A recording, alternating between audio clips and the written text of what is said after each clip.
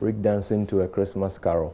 That was enjoyable. You're welcome back, and it's time for us to break down the stories that have made the headlines on myjoyonline.com. And she's here. Ta-da! What's up, Kojo? Hey, how you doing? Are you alright? I'm fine. How are you? I'm good. It's the last day of 2019. I know, right? Yeah, I think I'm a bit end of year fatigued. Okay. Yeah, it's been a very long year and a good year. It's been a great year. Yeah, well, let's give glory to God. It's been a great year, and I know that next year will be greater. All right. Yeah. Well, from your lips to God's ears, let's hope that we all have a fantastic 2020. Yes. Kojo Hansen, don't forget we have a date tonight. Yes. Kojo Hansen and I have a date tonight. So, like, I'm ready and I'm excited for that. Yeah, we'll be checking out fireworks. Yes. And oohing and ahhing. Yes. Yeah. As we enter 2020 with a big bang. Yes. All right, let's go to my joint line and see what the headlines are. Yes. Yes, let's start with this one. Telecom giant MTN accused of paying bribes to Taliban and Al-Qaeda. I saw that making the rounds yesterday. A bit of a shock to that one. But there are details. This didn't happen here in Ghana. They are being accused of this in, I believe, Nigeria and a number of other African countries. But yeah, apparently MTN has been funding terrorism, according to the accusations. All right. And this girl is being raised as a Christian and a Muslim. Very interesting. The mom is a Muslim, the dad is a Christian, and you know, she wakes up for her prayers. She prays 5 days, 5 times a day. She goes to church on Sunday. She also goes to the mosque on Sunday, on Friday. So what they're trying to do is that they want her to have a little bit of both, so that when she grows up, she can choose what she wants. Do you understand? And it's like a whole, you know, Christian, Muslim, you never see that relationship really coming together. But they're saying that we're going to make this work, and we're going to make it work for our little child. And we don't want it to be like, okay, so because I'm Christian as the dad, you have to be Christian. It's like, you know what, this is what we're going to do. When you're old enough, then you can choose. This is fascinating. I think it's good. Yeah, I mean, I think Ghana has proved that as a society, Christians and Muslims are able to live together in harmony. But the two ideology, the two religions have some differences in their ideologies. So this young girl will have what a great opportunity she'll have to ask questions. Yeah, you know, growing up, and then make up her own mind at some point on the journey. That's what fascinating. Yeah. All right, we would not be drawn into debate over licensure exams, and that's the Ghana National Association of Teachers clarifying this. That's a strange clarification, that they don't want to be involved in a debate about their own future. I mean, hey, I don't understand. I'm not sure where they are coming from on that one. But that's what management of NAT is saying, that they have dissociated themselves from any comment by one of their top executives suggesting that they've taken a stance on the licensure exams for teachers. I worry, I despair about teachers who are reluctant to express a view about their own future. You know, and it's not just their future, but the future of their entire career, and anyone else who would want to join that career in the future. You know, and also it's the future of our children who are taught by these teachers who feel like they shouldn't be part of the debate. They shouldn't have a position. It's like a journalist saying, don't draw me into a press freedom debate. Yeah. I don't want to talk about press freedom. I don't want to talk about press freedom as a journalist. How weird. Yeah. Don't draw me. I don't know. It doesn't make sense, really. Well, if they don't want to make any decisions, then they should stop striking on anything. And we do. Yeah. I mean, why, if they don't want to express an opinion about whether or not they should write licensure exams, if they don't want to express an opinion on it, why do they want to express an opinion on anything? On anything else, yeah. You know, or is it just money they care about? So they will go and strike for their wages and their arrears, because that one is the number one. They'll do it, yeah. I really hope they don't want to give that impression to the nation, because it would be unfortunate. All right, what else is out there? Michael Essien's African Team of the Decade, and as 2019 is coming to a close, Michael Essien has been talking about who he reckons will be the best African players of the decade. Fascinating story there. Who would be your African player for this decade? I think I would say Mo Salah. Okay. Yeah. I was expecting that. Yeah. Yeah. It's a kind of obvious. Yeah, it's like choice, isn't it? Yeah. The guy, he did well. He continues to do well. And he continues to do Amazing well. Player. January 7th. Declared a national holiday, Kojo. We're going to rest small. I know. Maybe, hopefully. And we will need some rest, I think, you and I. After the big bang. Yeah. Yeah. Next. Photo of the week, defiance in broad daylight. Listen, people in Ghana are ruining themselves all. What are they defying now? All right, so you know on the Kwame Nkrumah interchange, yeah, there we have some, I don't even know how to call it, some concrete structures trying to, I don't know how to explain it, but if you see the picture. Oh, you mean those sort of rock-like structures that are jutting all across the, jutting out all across the surface. And that's to prevent people from sleeping there, from selling there. But this young gentleman, as you can see, he has put his cardboard there to, you know, level it out, and he's sleeping. Hey. So he's ruling himself. Like, I mean, what kind of indiscipline is that, really? But how long has he been allowed to do that without being arrested? I'm sure he's used to it. I'm sure he's been doing it for a long time. Because this is not the first picture we see. David Ando has taken quite a few pictures of, you know, people sleeping there, and it seems like nobody's doing anything. I think people are even tired. Like, the authorities are not even, like, they don't care anymore. What a pity. I mean, there's a growing homeless population. We really need to do something about it. Maybe arrest is not the solution. It might be a part of a process which will lead to them being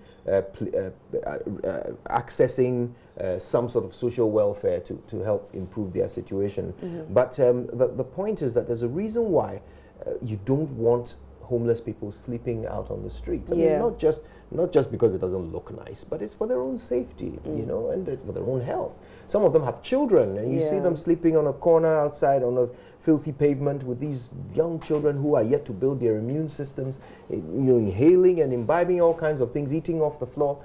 We don't want to see that. I don't care that you know, we insist we're a poor country.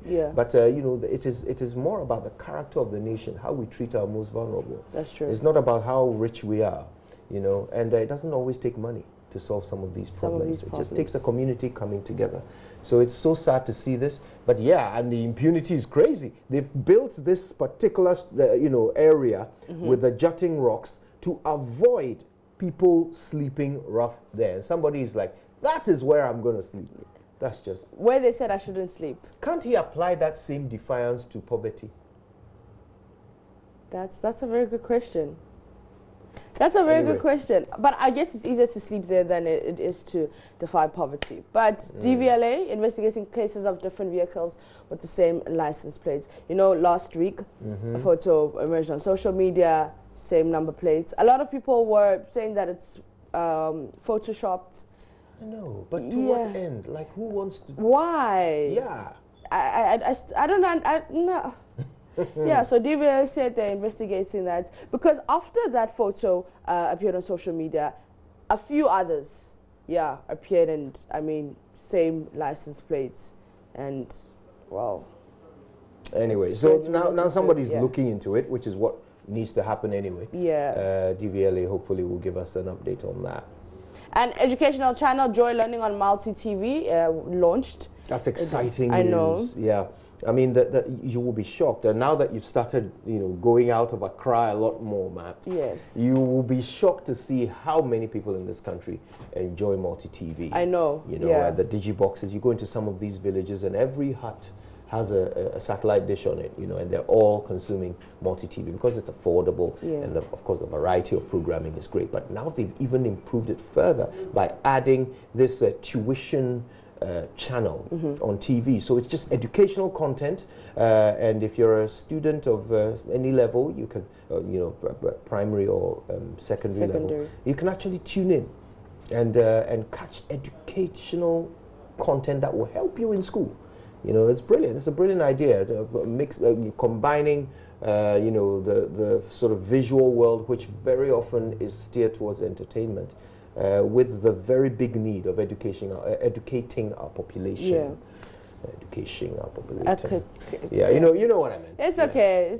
And our top story, it's more than I expected, and that's Akufo-Addo, who's impressed by the year of return results. I mean, as great as the year of return is, there have been some complaints that hotels are charging ridiculous amounts, and but you know, also it's another thing, like, okay, so we're trying to make money, but we're also not trying to be like, greedy, you know. You can't say that, okay, so I'm charging like, for a room that was like $400, is now like $800, and that's like double the price. So is it that you want people to come and be like, okay, so I went to Ghana, but listen, it's ridiculously expensive. Do you get? It's ridiculously expensive, so I don't think I would go back there again or anything. So it's something I call, and I hope I'll be forgiven for this, but I call it the bandit mentality. Okay, the bandit wants to milk you dry today because you are his victim today. Yeah, you might not come back tomorrow. Yeah. Yeah. All right. Or to his mind, you know, once you're here in front of him, you are his profit-making opportunity. Yeah. He doesn't think of the next customer. The only customer that matters is the one in front of him. I call it the bandit mentality because you are not trying to build a relationship. You believe that you are the beneficiary, that's the victim. So we want to take from them, they must lose in order for you to win. All right? But that is not a business mentality. That's not how a business should think. You have built a hotel. That is a structure, a long-term investment, which must continue to yield dividends over a long period of time, not just Christmas. You know? Yeah. You're not a bandit. These people who are coming to you, they are not victims. What you want to do is build a relationship with them so that they will continue to pay you. And you will continue to make money, not just you, but your children and children's children will have these same families coming to them to spend their money every Christmas for as long as you both shall live. That's the business mind, not the bandit mind. And I'm very surprised that we're exhibiting this to Ghana, to our visitors in the year of return. It's a missed opportunity. You know, so the year of return is turning out to be like the best marketing gimmick ever, and also the biggest missed opportunity ever. You know, because now we are talking about beyond the return. Beyond the return. First of all, I think that is atrocious, you know, in terms of branding. Beyond the return. So someone has come to Ghana this year, had a great time, and then he goes back. And then next year at Christmas, you say, oh, beyond the return. Come back for beyond the return. I would have liked somebody to think a bit further and say, okay, now they've come, they've seen Africa through Ghana, right? Okay. So let's make Ghana the gate of return or the gateway of return so that anybody from now on who wants to return to Africa will come to Ghana. Will come to Ghana. And they will come at any time of the year, not just at Christmas. Beyond the return, Ochireden. Do you know what Ochireden means? Mentiase. I'm asking, what does it mean? And Mentiase. You are so cute. But I was answering your question. Thank you. All right, what else is out there? This is on BBC. Yeah. Okay, blockade of Nigeria discussed over Saruwiwa death. Okay, so the UK and the US have been thinking about perhaps setting an oil embargo on Nigeria following the hanging of Ken Saro-Wiwa. But this is fascinating, actually, to think that other countries are now thinking of doing to Nigeria what they are doing to other countries here in Africa. Yeah. But I mean, for completely different reasons, obviously. All right, Sudan sentences 29 to death over teachers killing. And that story, once again, African telecom giants accused of bribing militants and Michael Ossien's African team of the decade. So that was not BBC? No, that was BBC Africa. Ah, okay. Yeah. All right. Thousands flee to the sea as fires race to coast. I mean, what's happening in Australia is terrible. Yeah, and you know, Australia already is generally hot. Yeah. And then with these fires is like terrible. But you know, it reminds me that for those rich nations that are avoiding the debate on global warming, those of them who are even denying that global warming is a thing, it is the one thing that can steal your wealth or make your wealth irrelevant. No matter how rich a nation you are, if you become a victim of the excesses of global warming, no matter how much money you have, you're doomed. You'll be returned to the Stone Age. So what's happening in Australia is a perfect example of this. The weather is so hot, but it's not even the fact that the weather is hot. But while it's hot, the wind is blowing, which is moving the fire into places where, so people are not, the authorities are unable to control it. And people are running into the water. So for the first time ever, I mean, bushfire season is not a new thing to Australia, but for the first time ever, they are having to rescue people by sea. And they are bemoaning the lack of facility for that, because they don't have enough boats and ships that can be rallied and mobilized at the right time, at the same time. Yeah. And then the ships obviously can't come up to shore, so they need smaller boats to start ferrying people from the shore immediately. But there's no ship to meet them out at sea, so they are working out a logistical nightmare to solve a problem they've never had before, even though bushfires are not new, just because heat and wind have come together at the wrong time. A nation that has far more wealth than most others. I think Australia is in the top 10 economies of the world. And this is what's happening. Yeah. Climate change is real, and I think we need to talk about it. But on that note, on that climate change note, we are going to take a quick break for sports. Benedict Owusu is standing by, and we are matching because Kojo Yankson, you are being slow, and Benedict is taking over. So up next is sports.